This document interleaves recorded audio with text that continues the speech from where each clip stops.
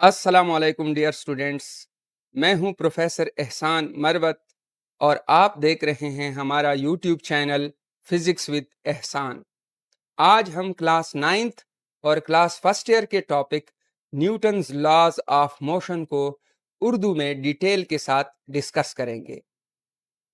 Isaac Newton एक English physicist था और उसने ऑब्जेक्ट्स के मोशन से मुतालिक 3 कवानीन पेश किए थे। ये कवानीन हमें बताते हैं कि ऑब्जेक्ट्स किस तरह रिएक्ट करते हैं जब उन पर एक्सटर्नल फोर्स लगाई जाती है।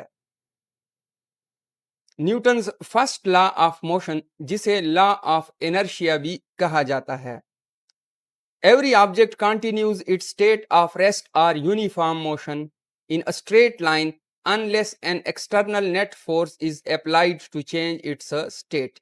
यानी हर ऑब्जेक्ट अपनी रेस्ट की हालत को या स्ट्रेट लाइन में यूनिफॉर्म मोशन की हालत को जारी रखना चाहता है उस वक्त तक जब तक कि आप उस पर कोई नेट एक्सटर्नल फोर्स न लगाएं जो उसकी हालत को तब्दील करे। मैथमेटिकली हम लिख सकते हैं कि अगर किसी ऑब्जेक्ट पर रिजल्टेंट नेट फोर्स जीरो हो तो उस ऑब्जेक्ट की वेलोसिटी कांस्टेंट रहेगी, यानी उसकी वेलोसिटी में चेंज जीरो होगा। और अगर किसी बॉडी की वेलोसिटी में चेंज जीरो हो तो उसमें एक्सेलरेशन जीरो होगा। अब न्यूटन फर्स्ट लॉ को हम एक्सप्लेन करते हैं। न्यूटन का ये कानून बुनियादी तौर पर 2 हिस्सों पर मुश्तमिल है।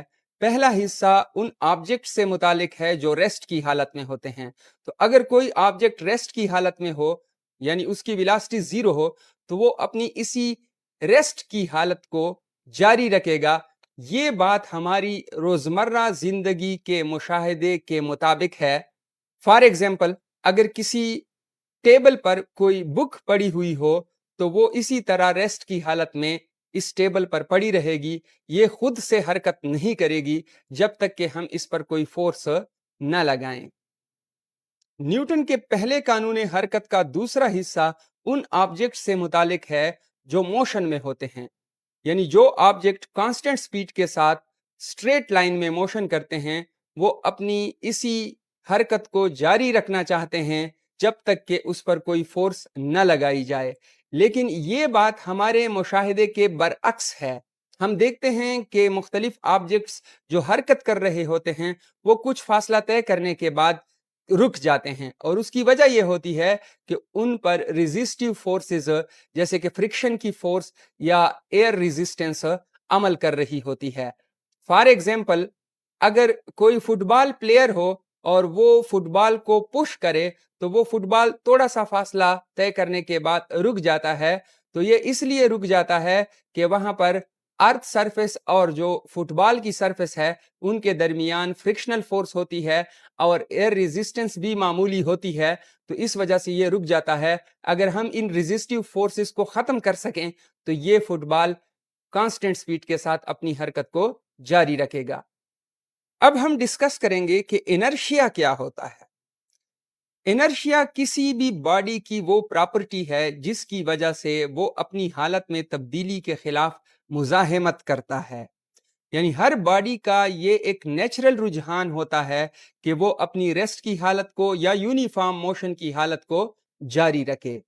किसी भी बॉडी का इनर्शिया उसके मास पर डिपेंड करता है। अगर किसी बॉडी का मास ज्यादा होगा तो उसका इनर्शिया ज्यादा होगा और अगर मास कम होगा तो इनर्शिया कम होगा। न्यूटन के पहले कानून हरकत को जमूद का कानून या लॉ ऑफ इनर्शिया क्यों कहा जाता है? तो उसकी वजह यह है कि न्यूटन फर्स्ट लॉ इनर्शिया को फॉर्मली डिफाइन और डिस्क्राइब करता है। न्यूटन का पहला कानून हरकत हमें बताता है कि हर ऑब्जेक्ट अपनी रेस्ट की हालत को या यूनिफॉर्म मोशन की हालत को जारी रखता है जब तक कि एक्सटर्नल फोर्स न लगाई जाए। और इनर्शिया की डिफिनीशन भी यही है कि हर ऑब्जेक्ट का एक फितरती रुझान होता है कि वो अपनी हालत को जारी रखे और अपनी रेस्ट या यूनिफॉर्म मोशन की हालत में तब्दीली के खिलाफ मुजाहिमत करे। तो यही वजह है कि Newton's first law of motion को लॉ ऑफ इनर्शिया भी कहा जाता है। अब हम इससे मुतालिक एक दो एग्जाम्पल्स को डिस्कस करेंगे। Number 1, passengers move forward when a moving bus stops suddenly. آپ نے دیکھا ہوگا کہ جب گاڑی جا رہی ہوتی ہے اور ڈرائیور بریک لگائے تو پھر اس گاڑی کے اندر بیٹھے ہوئے مسافر اپنی سیٹوں پر آگے کی طرف جھک جاتے ہیں. اس کی وجہ یہ ہے کہ اس مسافر کا جسم اس بس کے ساتھ اپنی حرکت کو جاری رکھنا چاہتا ہے، لیکن بریک لگانے سے بس رک جاتا ہے اور اس کے جسم کا نچلا حصہ بس کے ساتھ رک جاتا ہے، جبکہ اس کے جسم کا اوپر کا حصہ اپنی یونیفارم موشن کی حالت کو جاری رکھنا چاہتا ہے، جس کی وجہ سے آگے کی طرف جھک جاتا ہے. اس طرح آپ نے دیکھا ہوگا کہ اگر اچانک کوئی گاڑی سٹارٹ ہو جائے تو ہمارا جسم جو ہے وہ پیچھے کی طرف جھک جاتا ہے. وجہ یہ ہے کہ ہمارا جسم ریسٹ کی حالت کو جاری رکھنا چاہتا ہے، جبکہ گاڑی روانہ ہو جاتی ہے تو ہمارے جسم کا نچلا حصہ گاڑی کے ساتھ روانہ ہو جاتا ہے، جبکہ اوپر کا حصہ ریسٹ کی حالت کو برقرار رکھنا چاہتا ہے. دوسری ایگزامپل ہے dust comes out of a carpet when it is beaten. آپ کو پتا ہے کہ جب ہم کسی کارپیٹ کو صاف کرتے ہیں تو اس کو کسی بھی چیز سے اس پر ضرب لگاتے ہیں، ضرب لگانے سے کارپیٹ جو ہے حرکت میں آ جاتا ہے، جبکہ جو ڈسٹ کے ذرات ہے وہ اپنی حالت ریسٹ کو جاری رکھنا چاہتے ہیں اور اس وجہ سے وہ کارپیٹ سے الگ ہو جاتے ہیں. تو اس طریقے سے ہم ڈسٹنگ کرتے ہیں اور مختلف چادر یا کارپیٹس کو گرد سے صاف کرتے ہیں. نیوٹن کے پہلے قانون حرکت سے ہمیں فورس کی ڈیفینیشن حاصل ہوتی ہے کہ فورس وہ ایجنٹ ہے جو کسی باڈی میں ایکسلریشن پیدا کرتا ہے، مطلب اس کی ویلاسٹی کو چینج کرتا ہے یا اس کی حالت کو تبدیل کرتا ہے. اگر آپ کے پاس کوئی ہاریزنٹل سرفیس ہو اور اس کے اوپر ایک ماس پڑا ہو تو اگر اس پر ہم کوئی فورس لگاتے ہیں تو یہ فورس اس میں ایکسلریشن پیدا کرتا ہے. Newton's second law of motion. According to Newton's second law of motion, the acceleration produced in a body varies directly with force applied and inversely with mass of the objects. یعنی اگر کسی body پر force لگائی جائے تو اس کے نتیجے میں جو اس میں ایکسلریشن پیدا ہوتا ہے وہ ایکسلریشن فورس کے ڈائریکٹلی پروپورشنل ہوتا ہے، جبکہ اس باڈی کے ماس کے انورسلی پروپورشنل ہوتا ہے. اسی بات کو ہم میتھمیٹیکلی ہم ایسے لکھتے ہیں کہ acceleration is directly proportional to force. یہ ریلیشن نمبر 1 ہمارے پاس آ جائے گا، اور ایکسلریشن ماس کے انورس پروپورشنل ہوتا ہے، یہ ہمارے پاس ریلیشن نمبر 2 ہوگا. آپ ڈائیگرام میں دیکھ سکتے ہیں کہ ایک ہاریزنٹل سرفیس پر ایک بلاک پڑا ہوا ہے. اگر اس بلاک پر فورس لگائی جاتی ہے تو اس میں ایکسلریشن پیدا ہوتا ہے. یہی ایکسلریشن اس فورس کے ڈائریکٹلی پروپورشنل ہوتا ہے، جبکہ اس باڈی کے ماس کے انورسلی پروپورشنل ہوتا ہے. اب اگر ہم ریلیشن نمبر 1 اور 2 کو کمبائن کریں تو ہمارے پاس A is proportional to F divided by M آ جائے گا. یہاں ایکسلریشن کا فورس کے ساتھ ڈائریکٹ ریلیشن ہے، مطلب یہ ہے کہ greater the force greater will be the acceleration produced. جبکہ یہی ایکسلریشن اس ماس کے ساتھ اس کا انورس ریلیشن ہے، جس کا مطلب ہے کہ اگر فورس کانسٹنٹ ہو، سیم فورس ہو، تو اگر باڈی کا ماس کم ہوگا تو اس میں زیادہ ایکسلریشن پیدا ہوگا، اور اگر باڈی کا ماس زیادہ ہوگا تو اس میں کم ایکسلریشن پیدا ہوگا، کیونکہ ایکسلریشن ماس کے ساتھ انورسلی ویری کرتی ہے. اس کی ایگزامپل یہ ہے کہ اگر آپ کے پاس کوئی ریڑھی ہو، شاپنگ کارٹ ہو، اور وہ اگر خالی ہو تو اس کو آپ آسانی سے پش کر سکتے ہیں، کیونکہ اس کا ماس کم ہوتا ہے تو اس میں آسانی سے ایکسلریشن پیدا کیا جا سکتا ہے. اور اگر وہ لوڈڈ ہو، بھرا ہوا ہو سامان سے، تو پھر جب ہم اس پر فورس لگاتے ہیں، سیم فورس، تو پھر اس میں مشکل سے ایکسلریشن پیدا ہوتا ہے، یعنی ایکسلریشن اس میں کم پیدا ہوتا ہے کیونکہ اب اس کا ماس زیادہ ہے. اب اگر اس سائن آف پروپورشنلٹی کو ہم ایکویلٹی کے ساتھ ریپلیس کریں تو اس ریلیشن کے رائٹ سائڈ پر ہم ایک کانسٹنٹ کو ملٹیپلائی کریں گے. یہاں k کانسٹنٹ آف پروپورشنلٹی ہے اور اس کی قیمت 1 کے برابر ہے. اگر اس ایکویشن میں ہم k کی ویلیو 1 پٹ کر دیں تو ہمارے پاس یہ ایکویشن آ جائے گا a is equal to f divided by m.